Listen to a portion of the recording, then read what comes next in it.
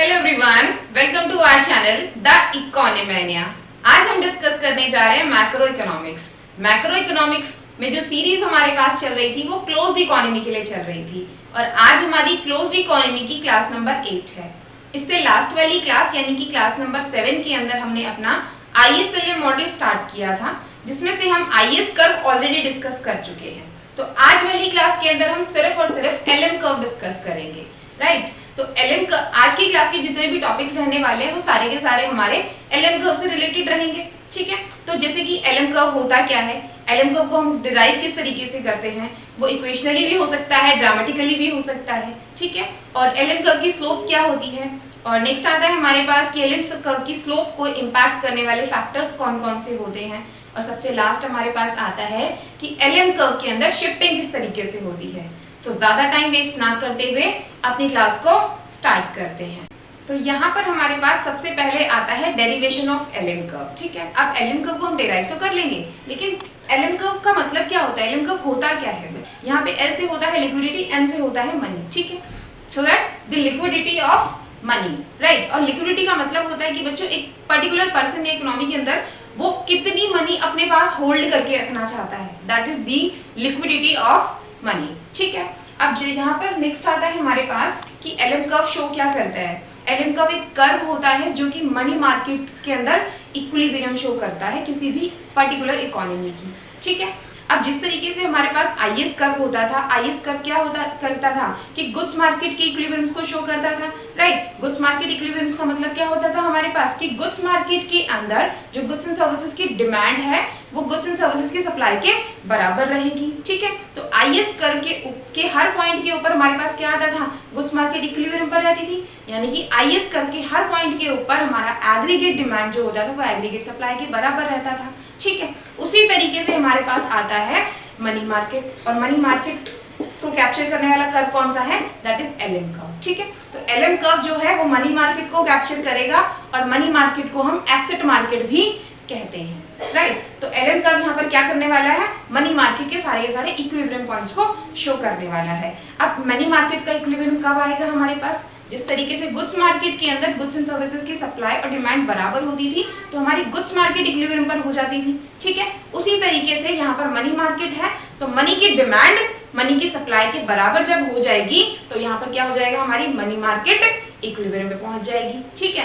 तो LM curve की derivation कहाँ से स्टार्ट होती है, that is the money demand is equal to money supply, ठीक है। अब यहाँ पर दो चीजें हमें पढ़नी है, पहला है मनी डिमांड और दूसरा है मनी सप्लाई। सबसे पहले हम यहाँ पर मनी डिमांड को डिस्कस कर लेते हैं कि मनी डिमांड क्या होती है। बच्चों मनी डिमांड को हम डिमांड फॉर रियल बैलेंसेस भी कहते हैं, ठीक है। अब यहाँ पर जो मनी डिमांड होती है दैट इज द लिक्विडिटी, कि हम कितनी मनी की डिमांड कर रहे हैं, तो वो इकोनॉमी के अंदर क्या है, एक तरह से लिक्विडिटी तो है, ठीक है। तो लिक्विडिटी को हम डिनोट करते हैं L से। अब जहाँ पर जो L होता है वो फंक्शन होता है हमारे पास रियल इनकम का और रेट ऑफ इंटरेस्ट का, ठीक है। तो liquidity is a function of real income and rate of interest, right. ये तो हमारी हो गई फंक्शनली बात, ठीक है, कि हमारे पास जो मनी डिमांड है वो फंक्शन किस तरीके से बनेगा, that is the money demand, right. अब यहाँ पर हम करते हैं इक्वेशन की बात कि इक्वेशन किस तरीके से आती है। बच्चों यहाँ पर हमारे पास मनी डिमांड की जो इक्वेशन आती है वो आती है दैट इज मनी डिमांड, इसको हम L भी लिख सकते हैं, right, is equal to KY minus HI, ठीक है। ये आ गई हमारे पास मनी डिमांड की इक्वेशन। अब बच्चों यहाँ पर दो तरीके की डिमांड है हमारे पास मनी की, एक है KY और एक है HI, ठीक है। अब ये दोनों, ये KY और HI क्या होता है यहाँ पर बच्चों, जो KI होती है हमारे पास ट्रांजैक्शन डिमांड फॉर मनी और HI होती है हमारे पास स्पेक्युलेटिव डिमांड फॉर मनी, ठीक है। अब ये ट्रांजैक्शन डिमांड का और स्पेक्युलेटिव डिमांड का मतलब क्या होता है बच्चों, यहाँ पर जो ट्रांजैक्शन डिमांड है, जो भी डिमांड मतलब मनी की वो सारी की सारी डिमांड जो कि हमारे रियल इनकम के ऊपर डिपेंड कर रही है वो हमारी ट्रांजैक्शन डिमांड होती है, और मनी की वो डिमांड जो कि रेट ऑफ इंटरेस्ट के ऊपर डिपेंड करती है वो हमारी स्पेक्युलेटिव डिमांड होती है, ठीक है। अब यहाँ पर ट्रांजैक्शन डिमांड हमारी कौन कौन सी हो सकती है, हमारी वो सारी की सारी डिमांड जिसे हम अपने एक्सपेंसेस को फाइनेंस करने के लिए करते हैं, ठीक है। यानी कि यहाँ पर जितने भी हम गुड्स एंड सर्विसेज को कंज्यूम कर रहे हैं उन सबकी कंजप्शन के लिए हमें क्या चाहिए, क्या चाहिए, मनी चाहिए, जो कि हमारे किस पे डिपेंड करेगी, हमारी रियल इनकम पे डिपेंड करेगी। ठीक है, यहाँ पर वो डिमांड किस पे डिपेंड करती है, रियल इनकम पर। तो it means that transaction demand for money वो डिमांड होती है, मनी की वो डिमांड होती है जिसे हम अपने एक्सपेंसेस को फाइनेंस करने के लिए यूज करते हैं। ठीक है, अब यहाँ पर y तो पता है हमें, what is the y, that is the real income. लेकिन k क्या है, k इज अ प्रपोर्शन। कि यहाँ पर एक प्रपोर्शन है कि हम अपनी रियल इनकम का कितना पोर्शन पार्ट अपनी कंजप्शन यानी कि अपने एक्सपेंसेस को फाइनेंस करने में कर रहे हैं।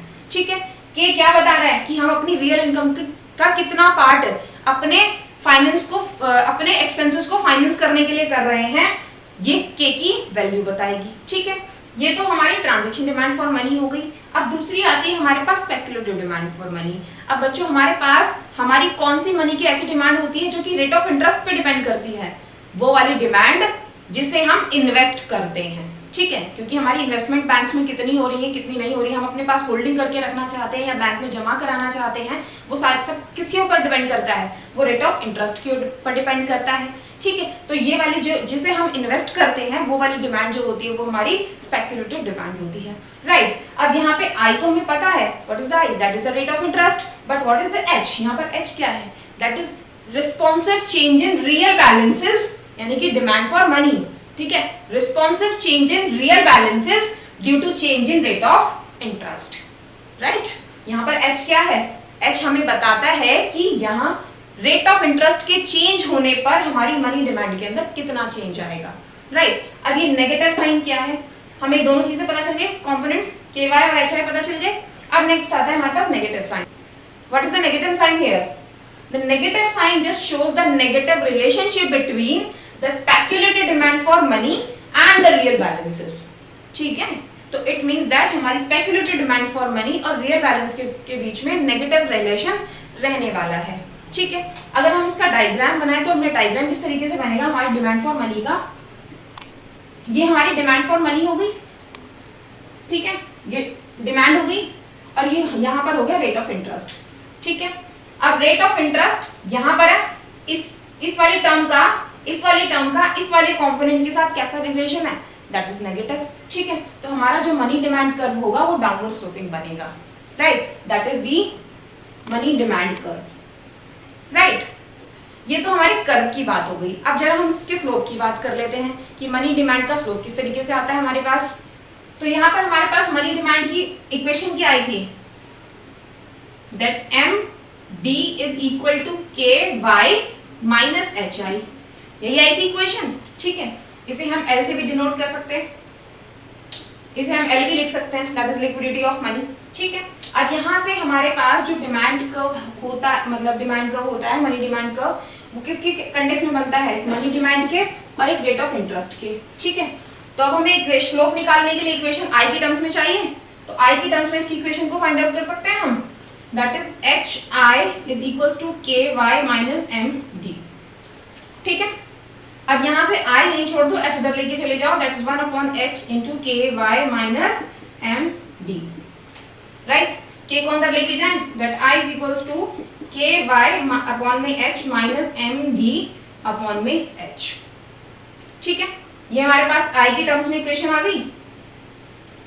अब इस इक्वेशन को, ये मनी डिमांड की इक्वेशन है, बस हमने थोड़ा सा इंटरचेंज कर लिया, वेरिएबल्स को इधर उधर कर दिया है। ठीक है, अब यहाँ से हमें क्या निकालनी है, इसकी स्लोप निकालनी है।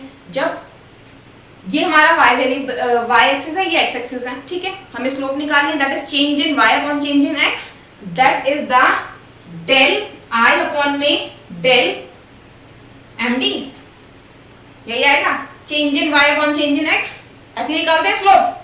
ठीक है, तो इसको क्या करेंगे, इंटरेस्ट रेट को डिफरेंशिएट करेंगे with respect to money demand. Right, अब यहाँ पर तो आई नहीं है, ये 0 बन जाएगा, माइनस ये मनी डिमांड है 1 बन जाएगा, दैट 1 अपॉन में h। ठीक है, तो इसका स्लोप क्या आ गया, that slope is equal to, यहाँ पे हमारा डी आई अपॉन में D M G is equal to minus upon 1h।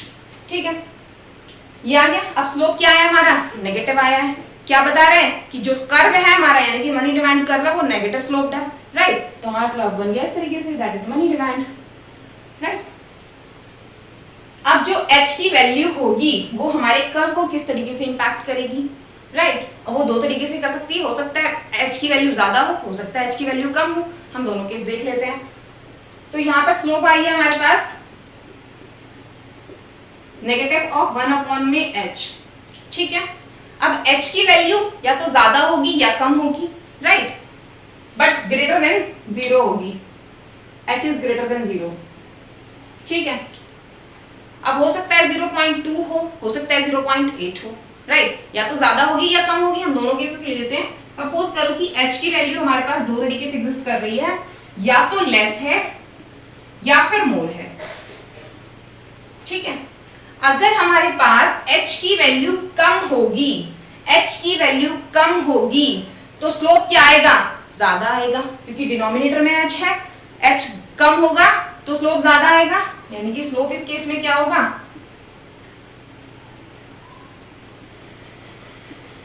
मोर होगा, ठीक है।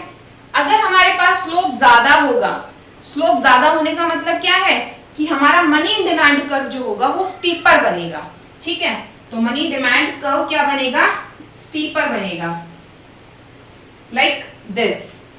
ये हमारे पास मनी डिमांड हो गई और ये हमारे पास रेट ऑफ इंटरेस्ट हो गया। जब हमारे पास h की वैल्यू कम थी तो स्लोप ज्यादा आएगा, अगर स्लोप ज्यादा आएगा तो मनी डिमांड कर्व स्टीपर बनेगा, लाइक दिस, ठीक है। ये हमारा मनी डिमांड कर्व हो गया। अब हमारे पास दूसरा केस आता है जब हमारे पास h की वैल्यू ज्यादा होगी।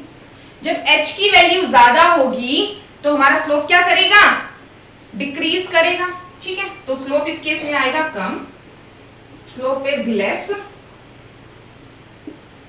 अगर स्लोप कम होगा तो मनी डिमांड कर्व कैसा बनेगा, फ्लैटर बनेगा, राइट। तो इस केस में हमारे पास मनी डिमांड बनेगा फ्लैटर। बना के देख लेते हैं। ये मनी डिमांड हो गया, ये रेट ऑफ इंटरेस्ट हो गया और इस तरीके से बन गया हमारा मनी डिमांड कर्व, ठीक है। That is money demand curve, right. अब देखो हमारे पास दोनों केसेस आ गए। h की वैल्यू जब कम थी तो मनी डिमांड कर्व का स्लोप ज्यादा था, स्लोप ज्यादा होगा तो मनी डिमांड कर्व स्टीपर बनेगा, ठीक है। अगर h की वैल्यू ज्यादा होगी तो स्लोप होगा कम और मनी डिमांड कर्व बनेगा फ्लैटर, ठीक है। अगर h की वैल्यू कम होने पर रेट ऑफ इंटरेस्ट में थोड़ा सा भी चेंज आता है, ठीक है। अगर रेट ऑफ इंटरेस्ट में चेंज आया 1 पॉइंट से तो हमारा जो मनी डिमांड में चेंज आएगा वो बहुत थोड़ा सा होगा, ठीक है। रेट ऑफ इंटरेस्ट 1 था, रेट ऑफ इंटरेस्ट 2 हो गया, डिक्रीमेंट आ गया, लेकिन मनी डिमांड में क्या हुआ, थोड़ा सा चेंज आया, मनी डिमांड हमारी थोड़ी सी बढ़ गई, ठीक है। लेकिन अगर रेट ऑफ इंटरेस्ट मतलब हमारा h की वैल्यू जो थी वो ज्यादा थी और हमारा मनी डिमांड कर्व जो था वो फ्लैटर था, अगर उस केस में हमारे पास रेट ऑफ इंटरेस्ट में थोड़ा सा चेंज होगा तो हमारी क्या हो जाएगी, मनी डिमांड की वैल्यू ज्यादा से इंक्रीज हो जाएगी, राइट। करके देख लेते हैं एक बारी। यहां पर भी 1 पॉइंट से डिक्रीज करा था रेट ऑफ इंटरेस्ट, यहां भी 1 पॉइंट से डिक्रीज करता है, ठीक है। यहां I1 I2 डिक्रीज कर गया तो इस केस में मनी डिमांड की वैल्यू हमारी इतनी बढ़ गई, राइट। दोनों में डिफरेंस समझ आ रहा है ना। ये तो कॉन्सेप्ट था हमारे पास मनी डिमांड का। अब दूसरा कॉन्सेप्ट आता है हमारे पास मनी सप्लाई का। तो यहाँ पर हमारे पास इक्विलिब्रियम लेवल के ऊपर money demand is equals to money supply था, ठीक है। मनी डिमांड हम डिस्कस कर चुके हैं। अब नेक्स्ट आता है हमारे पास मनी सप्लाई, ठीक है, मनी सप्लाई। अब मनी की जो नॉमिनल सप्लाई होती है वो किसी भी कंट्री के सेंट्रल बैंक के द्वारा डिटरमाइन की जाती है, ठीक है, क्योंकि मनी सप्लाई कौन करता है, central bank of a country, right. तो यहाँ पर किसी भी इकोनॉमी का सेंट्रल बैंक जो होता है वो मनी की सप्लाई करता है। जो मनी सप्लाई की जाती है दैट इज M, ठीक है। This is our nominal money supply, right. ये जो मनी की सप्लाई है ये हमारे पास नॉमिनल मनी सप्लाई है, बट हमें क्या चाहिए, हमें रियल मनी सप्लाई चाहिए, ठीक है। तो इकोनॉमी के अंदर कुछ प्राइजेस भी होंगे, ठीक है। अब रियल से नॉमिनल से रियल पे जाने के लिए हमें क्या चाहिए, ये हमारे पास रियल मनी सप्लाई है, ठीक है, ये हमारे पास नॉमिनल है, राइट। अब हमें रियल चाहिए तो क्या करेंगे, प्राइस से डिवाइड करेंगे, राइट। ये आ गई हमारे पास real money supply, that is the real money supply, ठीक है।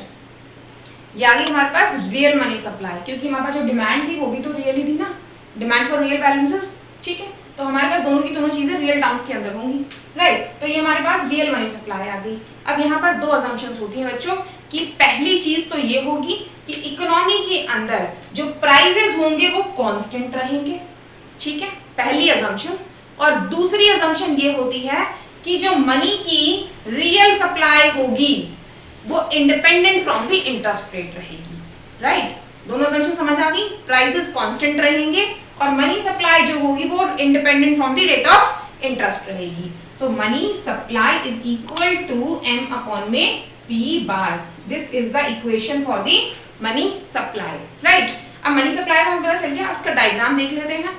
डायग्राम के अगर ऊपर हम आते हैं तो ये हमारे पास मनी सप्लाई हो गई, ठीक है, रियल मनी सप्लाई हो गई, ये हमारे पास रेट ऑफ इंटरेस्ट हो गया। अब जो हमारे पास रियल मनी सप्लाई है वो independent from the rate of interest है, ठीक है। तो इंटरेस्ट रेट का तो यहाँ पे कोई काम ही नहीं है, राइट। तो यहाँ पर जो मनी सप्लाई का बनेगा वो बनेगा vertical to the Y axis, ठीक है, क्योंकि ये क्या है, ये independent from the rate of interest है। अब इकोनॉमी के अंदर रेट ऑफ इंटरेस्ट कितना भी चल रहा है उससे मतलब नहीं है सेंट्रल बैंक को। अगर सेंट्रल बैंक को सप्लाई करनी है, जितनी सप्लाई इंक्रीज करनी है वो इकोनॉमी के अंदर होके रहेगी, ठीक है। रेट ऑफ इंटरेस्ट कुछ भी चल रहा हो कोई मतलब नहीं है सेंट्रल बैंक को कितना रेट ऑफ इंटरेस्ट चल रहा है। अगर मनी सप्लाई इतनी करनी है तो इतनी होगी, अगर इतनी करनी है तो इतनी होगी, और इंक्रीज करनी है तो वो और इंक्रीज हो जाएगी। बट रेट ऑफ इंटरेस्ट का मनी सप्लाई के साथ कोई रिलेशन नहीं होगा, right. So this is the our real money supply, right. ये होती है हमारे पास मनी सप्लाई। दोनों चीजें समझ आ गई हमारे पास, मनी डिमांड क्या है और मनी सप्लाई क्या है। अब हम चलते हैं इसके इंटरसेक्शन के ऊपर बच्चों। मनी मार्केट इक्विलिब्रियम पढ़ रहे हैं। मनी मार्केट इक्विलिब्रियम पे that is money demand is equal to money supply, और दोनों की दोनों है हमारे पास रियल टर्म्स के अंदर, ठीक है। डायग्राम से हम इनकी इंटरसेक्शन की बात कर लेते हैं। यहाँ पर ये हमारे पास मनी डिमांड और मनी सप्लाई हो गया, राइट। और यहाँ पर हमारे पास रेट ऑफ इंटरेस्ट हो गया, राइट। अब ये जो होगा ये तो हमारे पास क्या बन गई, मनी सप्लाई बन गई। अभी डिस्कस किया, that is the real money supply. S is equal to m upon में p बार, ठीक है। ये तो मनी सप्लाई हो गई। और मनी डिमांड हमने अभी इससे पहले डिस्कस किया था, money demand is a downward sloping. ये हमारी मनी डिमांड हो गई, ठीक है। मनी डिमांड की इक्वेशन क्या होती थी, KY माइनस HI, राइट। ये मनी सप्लाई हो गई, ये मनी डिमांड हो गई। अब इक्विलिब्रियम हमें चाहिए, तो इक्विलिब्रियम कहां पर आएगा इकोनॉमी के अंदर, मनी मार्केट के अंदर, जहां पर मनी की डिमांड और मनी की सप्लाई क्या हो जाएंगे, बराबर हो जाएंगे। तो इस वाले डायग्राम के अंदर मनी सप्लाई और मनी डिमांड कहां बराबर हो रहे हैं, that is point E। Point E के ऊपर क्या हो रहा है, हमारे पास मनी डिमांड और मनी सप्लाई बराबर हो रहे हैं, राइट। तो इतनी तो हमारे पास मनी का स्टॉक होगा, that is the money supply in the economy, and that is the equilibrium level of rate of interest आएगा, राइट। गुड्स मार्केट के अंदर हमारा जो इक्विलिब्रियम आता था वो किस तरीके से आता था, ये हमारे पास एग्रीगेट डिमांड होती थी, ये एग्रीगेट सप्लाई होती थी, ठीक है। ये 45 डिग्री लाइन होती थी, ये एग्रीगेट डिमांड आता था हमारे पास, ठीक है। ये इक्विलिब्रियम लेवल ऑफ आउटपुट आता था, राइट। ऐसे ही आता था ना गुड्स मार्केट के अंदर इक्विलिब्रियम। अब मनी मार्केट के अंदर इस तरीके से आता है, जहां पर हमारी मनी डिमांड मनी सप्लाई के बराबर हो जाती है, वो इक्विलिब्रियम आ जाता है, राइट, ठीक है। तो इक्विलिब्रियम समझ आया। अब हम चलते हैं LM को डिराइव करने पर। तो अब यहाँ पर हमें मनी डिमांड मिल गई, मनी सप्लाई मिल गई, ठीक है। Money demand is equal to money supply. तो हम LM की डेरिवेशन देख लेते हैं बच्चों। सबसे पहले इक्वेशन ले लेते हैं, ठीक है। मनी डिमांड की इक्वेशन क्या आई थी, that is KY minus HI is equals to M upon में P बार, ठीक है। ये मनी डिमांड है, ये मनी सप्लाई है, राइट। अब यहाँ से अगर हमने IS के केस के अंदर जो अपनी IS की इक्वेशन निकाली थी वो in the context of income निकाली थी, ठीक है। तो यहाँ पर भी इनकम की कंटेक्स्ट में निकाल लें, तो KY is equal to M upon में P बार प्लस HI, ठीक है। यहाँ पर इनकम को छोड़ के K उधर ले जाते हैं, that Y is equal to 1 upon में K इंटू में M अपॉन में P bar plus H I, right. क्या मिल गई हमें? This is known as the equation of L M curve. क्या आ गई हमारे पास? Equation of L M curve. ठीक है भाई, इक्वेशनली तो हमने एल एम की डेरिवेशन देख ली। अब जरा डायग्राम के ऊपर लेकर चलते हैं। डायग्रामेटिकली किस तरीके से होगी? सबसे पहले हम बनाते हैं मनी मार्केट। ठीक है, मनी मार्केट में ये हमारे पास money demand and money supply हो गई। ये हो गया रेट ऑफ इंटरेस्ट। ठीक है, मनी सप्लाई ये थी हमारे पास which is independent from the rate of interest। ठीक है, that is money supply। ये हमारे पास आई थी money demand, right. Money market में इक्विलिब्रियम कहां पर है? पॉइंट E1 के ऊपर है। ठीक है, ये हो गया मनी मार्केट का इक्विलिब्रियम। यहां पर है हमारा इंटरेस्ट रेट 1। ठीक है, इक्विलिब्रियम आ गया। अब लेके चलते हैं दूसरे पैनल के अंदर एलएम की डेरिवेशन के लिए। अब देखो बच्चों, इक्वेशन से देखो, सबसे पहले एलएम जो है वो रेट ऑफ इंटरेस्ट और इनकम के बीच में पॉजिटिव रिलेशन बता रहा है। ये रहा रेट ऑफ इंटरेस्ट और ये रही लेवल ऑफ इनकम। ठीक है, दोनों के बीच में पॉजिटिव रिलेशन है, राइट। तो यहां पर हम लेंगे लेवल ऑफ इनकम, यहां पे लेंगे हम रेट ऑफ इंटरेस्ट, राइट। दोनों चीजें आ गई हमारे पास। अब हमारे पास जब हमारा इंटरेस्ट रेट क्या था? I1 था, तो हमारे पास लेवल ऑफ इनकम सपोज करो Y1 थी। ठीक है, इस वाले इंटरेस्ट रेट के ऊपर हमारे पास लेवल ऑफ इनकम क्या थी? That is Y1, right. जब हमारा रेट ऑफ इंटरेस्ट I1 था। अब सपोज करो कि किसी भी गवर्नमेंट इंटरवेंशन की वजह से या फिर किसी और अदर फैक्टर की वजह से एग्रीगेट डिमांड ऑफ मनी क्या कर जाए? इंक्रीज कर जाए। ठीक है, मनी की डिमांड क्या कर जाए? बढ़ जाए। जब मनी की डिमांड बढ़ेगी तो उस केस में क्या होगा? मनी डिमांड कर्व जो है वो ऊपर की तरफ शिफ्ट करेगा। ठीक है, यानी कि अपवर्ड शिफ्ट करेगा। सपोज करो अपवर्ड शिफ्ट कर गया, दैट इज MD डैश। ठीक है, मनी डिमांड यहां से यहां शिफ्ट कर गया। इकोनॉमी में क्या हुआ? मनी डिमांड इंक्रीज कर गई, तो मनी डिमांड शिफ्ट हुआ, हो गया। चलो, अब मनी डिमांड शिफ्ट होने की वजह से रेट ऑफ इंटरेस्ट क्या हो गया? इंक्रीज हो गया। तो हमारा इक्विलिब्रियम लेवल पॉइंट जो था वो E1 से शिफ्ट होकर E2 पर पहुंच गया। ठीक है, और नया इंटरेस्ट रेट आ गया, दैट इज I2। ठीक है, रेट ऑफ इंटरेस्ट बढ़ चुका है। अब देखो बच्चों, होगा क्या? जब मनी डिमांड बढ़ी तो रेट ऑफ इंटरेस्ट बढ़ा। रेट ऑफ इंटरेस्ट बढ़ा तो अब क्या करेंगे? यहाँ पर जो opportunity cost of money holding है वो क्या हो चुकी है? इंक्रीज कर चुकी है, क्योंकि रेट ऑफ इंटरेस्ट बढ़ चुका है। तो अगर हम अपनी मनी को अपने पास रखेंगे तो हम वहां से बहुत सारी इनकम लूज कर देंगे। ठीक है, तो अब लोग क्या करेंगे? जो इंटरेस्ट रेट बढ़ा है तो अपनी मनी को लेकर जाएंगे बैंक्स के पास, बैंक में डिपॉजिट कराने के लिए, क्योंकि वो वहां से क्या कर रहे हैं? रेट ऑफ इंटरेस्ट उन्हें ज्यादा मिल रहा है, तो उनके पास इनकम होगी वहां से। तो जब रेट ऑफ इंटरेस्ट बढ़ेगा तो जो मनी मार्केट के लोग हैं उनकी लेवल ऑफ इनकम इंक्रीज कर जाएगी। ठीक है, तो लेवल इंटरेस्ट रेट इंक्रीज करने से लेवल ऑफ इनकम इंक्रीज करेगी मनी मार्केट के अंदर। ठीक है, अब सपोज करो कि I1 के ऊपर हमारे पास लेवल ऑफ इनकम जो था Y1 था, अब I2 के ऊपर जो लेवल ऑफ इनकम है वो Y2 है। ठीक है, और वो बढ़ा, वो Y1 से ज्यादा होगा, क्योंकि रेट ऑफ इंटरेस्ट बढ़ने पर मनी मार्केट में इनकम लेवल क्या हो रहा है? इंक्रीज हो रहा है। ठीक है, तो ये हो गया हमारे पास I2 के ऊपर हमारे पास rate of level of income हो गया Y2। ठीक है, अब जो ये वाला पॉइंट था E1, इक्विलिब्रियम पहले वाला इक्विलिब्रियम था E1, उसका कॉरेस्पॉन्डेंस पॉइंट बनेगा यहाँ पर A। अब जब इक्विलिब्रियम पॉइंट था हमारे पास E2, तो हमारे पास कॉरेस्पॉन्डेंस बनेगा B। ठीक है, by joining these two points, that is A and B, and extended it like this,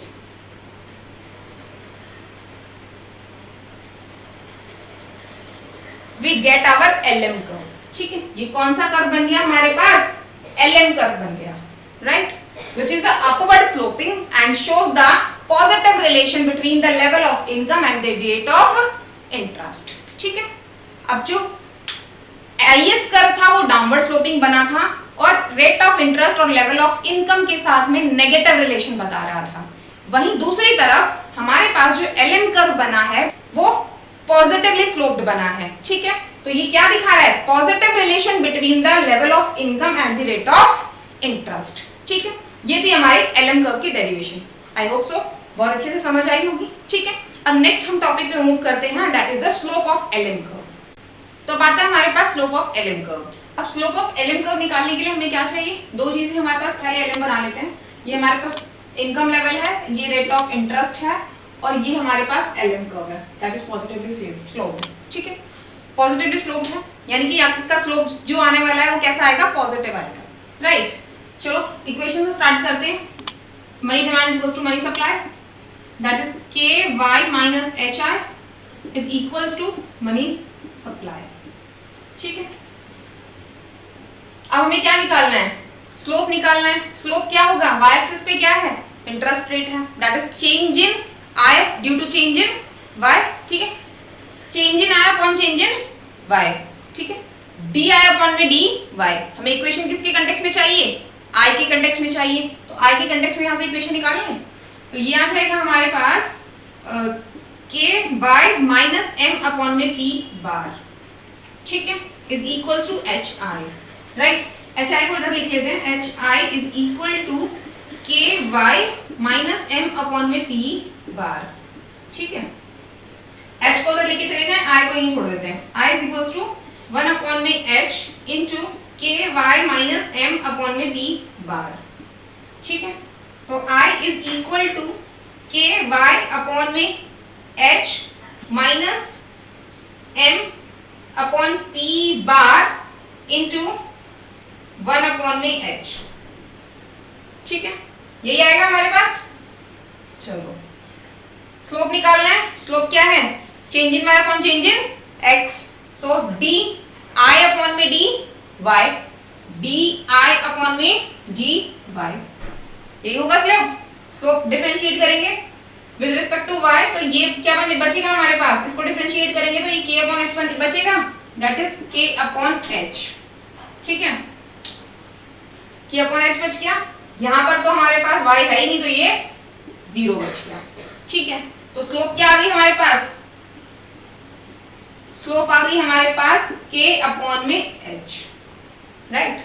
slope of lm आ गई हमारे पास k अपॉन में h, जो कि एक पॉजिटिव टर्म है, और हमें पता है कि lm का जो स्लोप होता है वो कैसा होता है? पॉजिटिव होता है, ठीक है। तो that is the positively slope, that is k upon में h, right.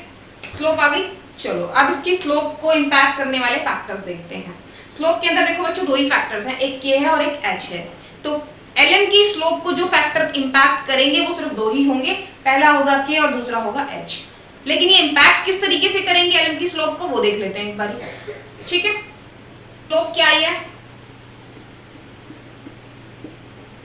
That is k upon में h, यही है ये स्लोप, ठीक है। डायग्राम किस तरीके से बनता है lm का? This is the lm। यहाँ पर हमारे पास लेवल ऑफ इनकम, यहाँ पर रेट ऑफ इंटरेस्ट, ठीक है। अब सबसे पहले हम k को ले लेते हैं। ये k है हमारे पास, या तो k की वैल्यू कम होगी या फिर k की वैल्यू ज्यादा होगी, ठीक है। तो k की वैल्यू किस तरीके से होगी? या तो लेस होगी या फिर मोर होगी, ठीक है। अगर k की वैल्यू लेस है, ऊपर है k हमारे पास, न्यूमिनेटर के अंदर है, अगर k की वैल्यू लेस है तो स्लोप भी लेस होगा। स्लोप कैसा होगा? लेस होगा, ठीक है। अगर स्लोप होगी कम तो lm बनेगा फ्लैटर, ठीक है। तो lm बनेगा फ्लैटर,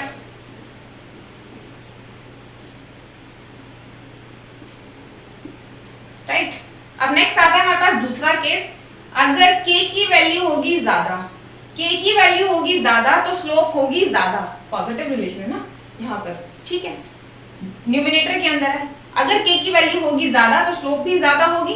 अगर स्लोप ज्यादा होगी, that is slope is more, तो lm कर्व बनेगा स्टीपर, ठीक है। इस केस में बनेगा lm स्टीपर, राइट, दोनों केस समझ आए। अब लेते हैं हम अपना दूसरा factor, that is H. H के भी हमारे पास दो केसेस होंगे। एच या तो लेस होगा या फिर मोर होगा, ठीक है। अगर हमारे पास एच की वैल्यू लेस आती है, एच की वैल्यू कैसी आती है, लेस, ये कम है, तो स्लोप होगी ज्यादा। इसका इनवर्स वाला केस इनवर्स हो गया, क्योंकि एच यहां पर डिनोमिनेटर में है, ठीक है।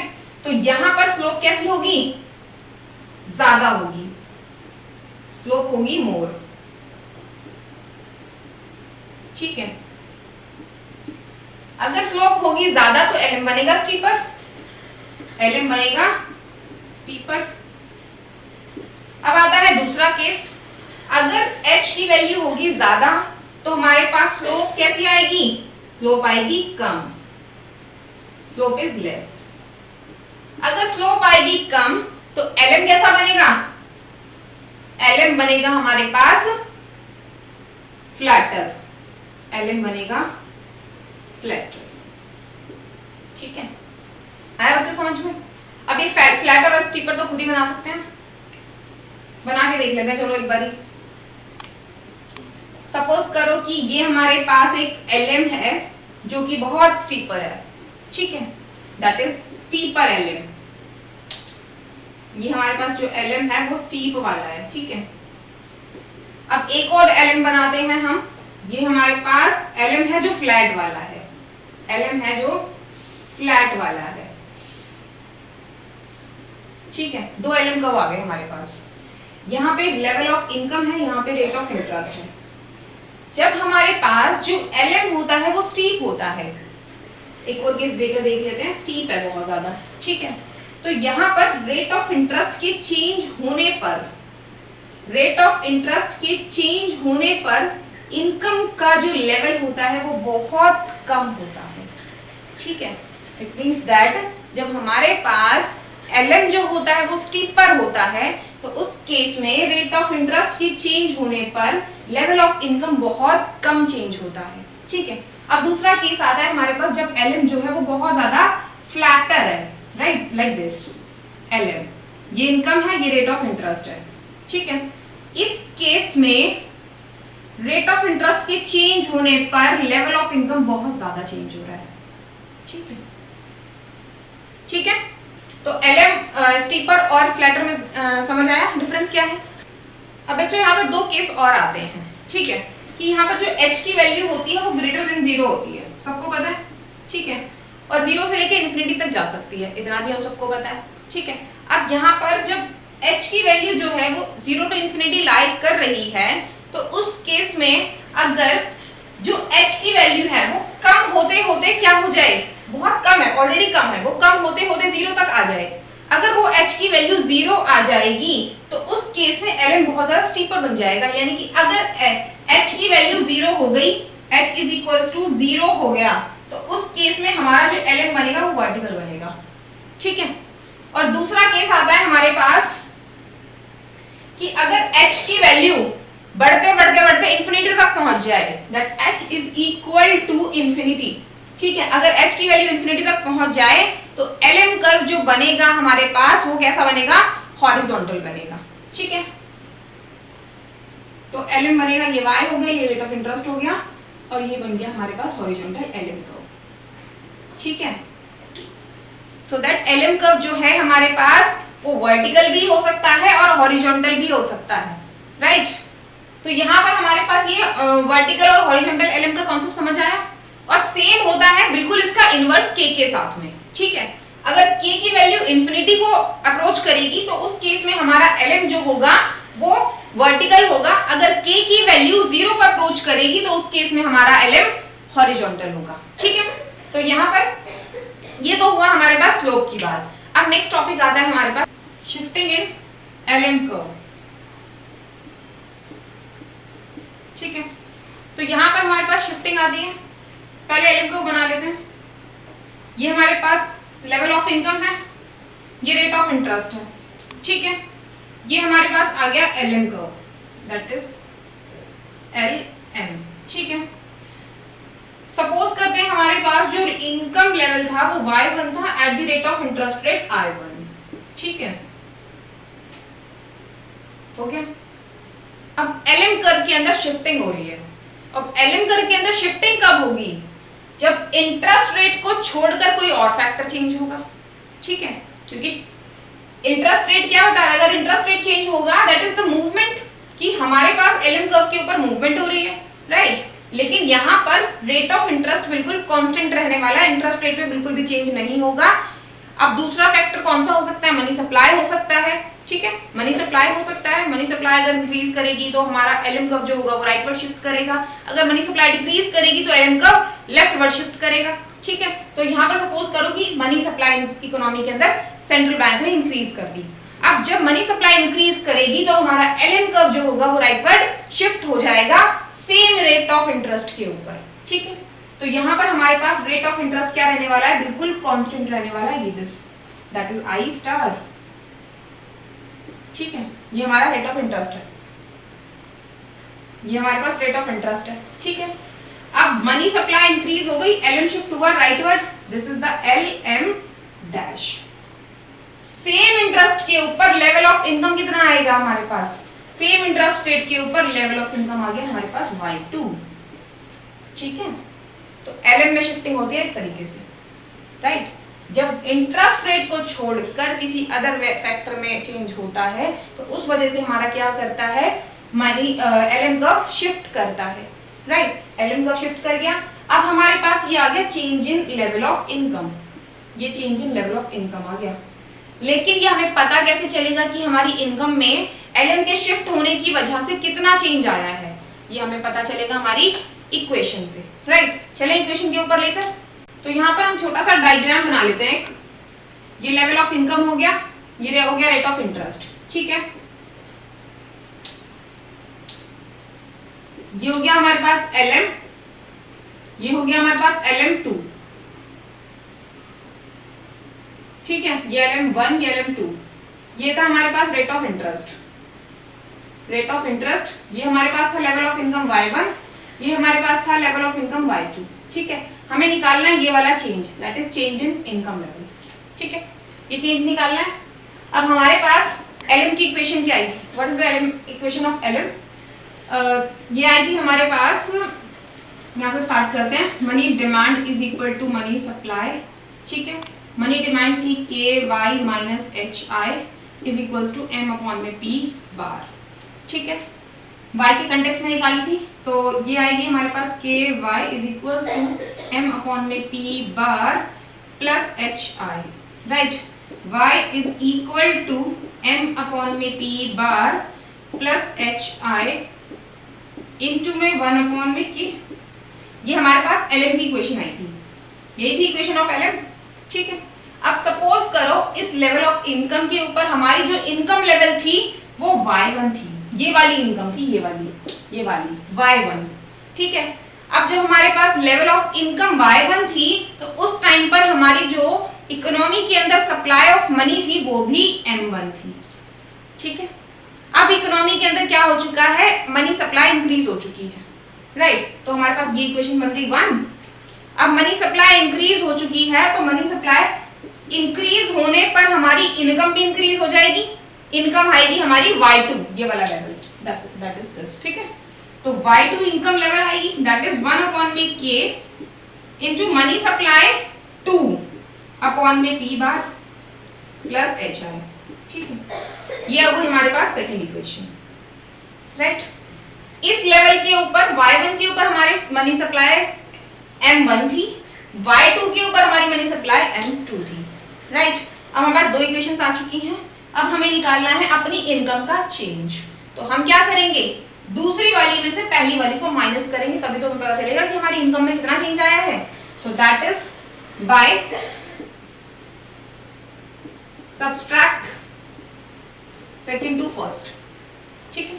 सेकंड में से फर्स्ट को माइनस करेंगे तो हमारे पास that is y2 minus y1 is equal to 1 upon में k इनटू में m2 अपॉन में p बार प्लस HI, ठीक है, माइनस 1 अपॉन में k इनटू m 1 अपॉन में P बार प्लस HI।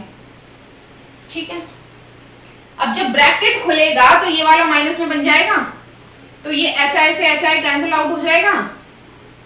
ठीक है, तो यहां पर हमारे पास y2 में से y1 बन जाएगा, तो बचेगा हमारे पास change in level of income. ठीक है, तो ये बच गया हमारे पास 1 बाय k कॉमन आ गया, तो बचेगा हमारे पास m2 by p bar minus m1 by p bar, right. And change in income is equal to 1 upon में k इनटू में change in money supply upon में p बार, राइट। ये आ गया हमारे पास change in level of income, कि अगर हमारा एलएम कर्व शिफ्ट करेगा तो हमारी लेवल ऑफ इनकम के अंदर कितना चेंज आएगा, वो आएगा 1 अपॉन में k इनटू में change in money supply upon में p बार, राइट। ये हमारा ये वाला चेंज आया, दैट ये वाला जो है y2 माइनस y1। ठीक है, change in level of income, right. ये हो गया हमारा शिफ्ट इन एलएम कर्व। अब बच्चों पूरा का पूरा एलएम कर्व खत्म हो गया, पूरा का पूरा आईएस खत्म हो गया। अब जो हमारे पास आईएस कर्व था वो नेगेटिव रिलेशन बताता था आउटपुट और रेट ऑफ इंटरेस्ट के बीच में, लेकिन एलएम कर्व जो है वो पॉजिटिव रिलेशन बताता है आउटपुट और रेट ऑफ इंटरेस्ट के बीच में। ऐसा क्यों? ठीक है, अब हमने आईएस एलएम तो पढ़ लिया, पता चल गया हमें एक पॉजिटिव रिलेशन बता रहा है, एक नेगेटिव रिलेशन बता रहा है, लेकिन ऐसा हो क्यों रहा है? ठीक है, तो हम इसको थोड़ा सा डिस्कस कर लेते हैं। तो देखो बच्चों, हमारे पास यहाँ दो चीजें आई, पहला आया आईएस कर्व और दूसरा आया एलएम कर्व। ठीक है, अब जो आईएस कर्व था वो गुड्स मार्केट को कैप्चर कर रहा था, ठीक है, और जो एलएम कर्व है वो किसे करता है? मनी मार्केट को कैप्चर करता है। अब देखो, जो आईएस कर्व है वो rate of interest and output के साथ में नेगेटिव रिलेशन बताता है, दैट इज आईएस कर्व। ठीक है, जो एलएम कर्व है वो आउटपुट और रेट ऑफ इंटरेस्ट के बीच में पॉजिटिव रिलेशन बताता है, दैट इज एलएम कर्व। ठीक है, अब दोनों ही कर्व आउटपुट और रेट ऑफ इंटरेस्ट के बीच में रिलेशन बता रहे हैं, लेकिन एक नेगेटिव बता रहा है और एक पॉजिटिव बता रहा है, ऐसा क्यों? ठीक है, मतलब एग्जाम पॉइंट ऑफ व्यू से टॉपिक जो है वो इंपॉर्टेंट नहीं है, लेकिन बच्चों को बहुत ज्यादा कंफ्यूजन रहती है कि एक पॉजिटिव बता रहा है, एक नेगेटिव बता रहा है, ऐसा क्यों हो रहा है? ठीक है, अब बच्चों यहाँ पे जो फंडा होता है वो ये होता है कि सपोज करो मनी मार्केट के अंदर रेट ऑफ इंटरेस्ट बढ़ जाए, मनी मार्केट के अंदर रेट ऑफ इंटरेस्ट बढ़ जाए, रेट ऑफ इंटरेस्ट बढ़ गया। ठीक है, जब मनी मार्केट के अंदर रेट ऑफ इंटरेस्ट बढ़ेगा तो मनी मार्केट के जो लोग होंगे उनकी इनकम का लेवल बढ़ जाएगा। ठीक है, उनकी इनकम का लेवल बढ़ेगा, लेवल ऑफ इनकम बढ़ जाएगा, क्योंकि क्या होगा? मनी डिमांड इंक्रीज करेगा, मनी डिमांड इंक्रीज करेगा तो इंटरेस्ट रेट बढ़ेगा, इंटरेस्ट रेट बढ़ने की वजह से क्या होगा? लेवल ऑफ इनकम बढ़ जाएगा, क्योंकि इंटरेस्ट रेट ज्यादा मिलेगा। अब इंटरेस्ट रेट यहाँ पर बढ़ा है, इंटरेस्ट रेट मनी मार्केट के अंदर बढ़ा है, गुड्स मार्केट के अंदर नहीं बढ़ा, तो गुड्स मार्केट के अंदर तो उतना ही है जितना पहले था। ठीक है, तो अब उनकी लेवल ऑफ इनकम बढ़ती हुई देखकर जो लोग यहाँ पर इन्वेस्ट कर रहे थे, जो लोग यहाँ इन्वेस्ट कर रहे थे, वो अपना पैसा गुड्स मार्केट से निकाल कर कहाँ लगाएंगे? मनी मार्केट के अंदर निकाल लगाएंगे। ठीक है, तो इंटरेस्ट रेट के बढ़ने पर इन जो गुड्स मार्केट के लोग हैं उनकी इनकम का लेवल क्या हो जाएगा? घट जाएगा, क्योंकि सारे के सारे लोग अब गुड्स मार्केट से पैसा निकाल कर कहाँ लगाना चाहते हैं? मनी मार्केट में लगाना चाहते हैं, क्योंकि वहां पर रेट ऑफ इंटरेस्ट बढ़ चुका है। तो अगर मनी मार्केट के अंदर रेट ऑफ इंटरेस्ट बढ़ा है तो क्या हो रहा है? वहां पर opportunity cost of holding money क्या कर रही है? बढ़ रही है, तो वो पैसा लेके कहाँ जा रहे हैं? बैंक्स के पास जा रहे हैं, राइट। तो वहां पर उनको रेट ऑफ इंटरेस्ट ज्यादा मिल रहा है, उनकी इनकम ज्यादा हो रही है, तो यहां से पैसे निकाल कर कहाँ लेकर जाएंगे? मनी मार्केट के अंदर लेकर जाएंगे। तो इसलिए जब इंटरेस्ट रेट बढ़ता है तो गुड्स मार्केट के अंदर इनकम का लेवल डाउन हो जाता है। ठीक है, तो अब इस मार्केट के जो लोग थे उनकी इनकम तो घट गई ना, राइट। तो सो दैट्स व्हाई अगर इंटरेस्ट रेट बढ़ेगा तो इसमें पॉजिटिव रिलेशन होगा, बट इसमें नेगेटिव रिलेशन होगा। ठीक है, और सेम केस वाइस वर्सा, अगर रेट ऑफ इंटरेस्ट घट जाए, अपोजिट होगा जब रेट ऑफ इंटरेस्ट घट जाए। रेट ऑफ इंटरेस्ट घटेगा तो इनकी इनकम का लेवल डाउन चला जाएगा। ठीक है, अब रेट ऑफ इंटरेस्ट बढ़ गया है तो opportunity cost of holding money क्या हो चुकी है, कम हो चुकी है। ठीक है, तो लोग अपने पास ज्यादा पैसे रखेंगे। अब वो ज्यादा पैसे कहां पे यूज करेंगे, गुड्स मार्केट के अंदर यूज करेंगे। जब वो पैसे गुड्स मार्केट के अंदर यूज करेंगे, इन्वेस्टमेंट कहां हो रही है, अब गुड्स मार्केट के अंदर हो रही है, तो गुड्स मार्केट के अंदर जब इन्वेस्टमेंट होगी इंटरेस्ट रेट के घटने पर, तो लेवल ऑफ इनकम क्या हो जाएगा, इंक्रीज हो जाएगा। ठीक है, तो ये जो सारा का सारा प्रोसेस हो इस तरीके से चलता है, राइट। तो ये थी हमारी आज की class, that is LM curve. अगर वीडियो पसंद आई हो तो वीडियो को लाइक करें, शेयर करें, कमेंट करें। अगर वीडियो आप फेसबुक पर देख रहे हैं तो पेज को लाइक करें, यूट्यूब पर देख रहे हैं तो चैनल को सब्सक्राइब करें, ताकि हमारे चैनल की आने वाली लेटेस्ट वीडियोस की अपडेट आपको मिलती रहे।